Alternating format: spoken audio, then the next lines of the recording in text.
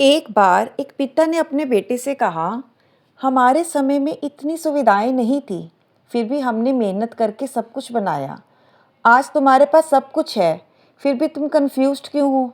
तो बेटे ने आंसर दिया, पापा, आपके जनरेशन के सामने रास्ते कम थे, इसलिए मंजिल साफ दिखाई देती थी।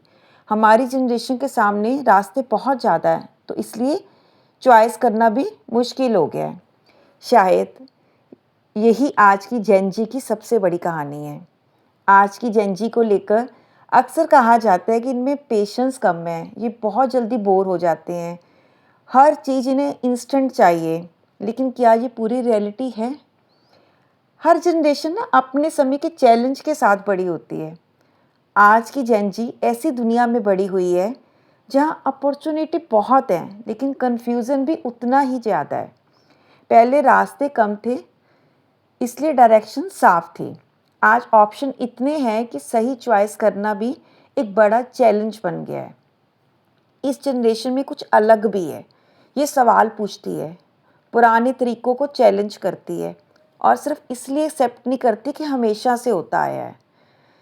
जैन जी ना फ्रीडम चाहती है, अपनी खुद की आइडेंटिटी बनाना चाहती है। ये गलत नहीं है, लेकिन फ्रीडम के साथ साथ रिस्पॉन्सिबिलिटी और डिसिप्लिन भी ज़रूरी है, क्योंकि सक्सेस सिर्फ आइडिया से नहीं आती, बोरिंग और डिफ़िकल्ट प्रोसेस को लगातार फॉलो करने से आती है।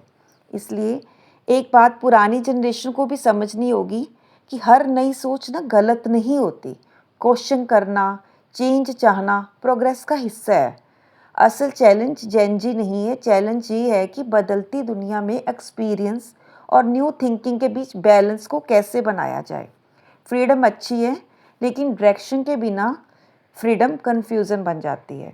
ड्रीम ज़रूरी है, लेकिन डिसिप्लिन के बिना ड्रीम सिर्फ इमेजिनेशन बन के रह जाते हैं, क्योंकि फ्यूचर उन लोगों का होगा जो फ्रीडम को डिसिप्लिन के साथ और ड्रीम को हार्डवर्क के साथ जोड़ पाएंगे।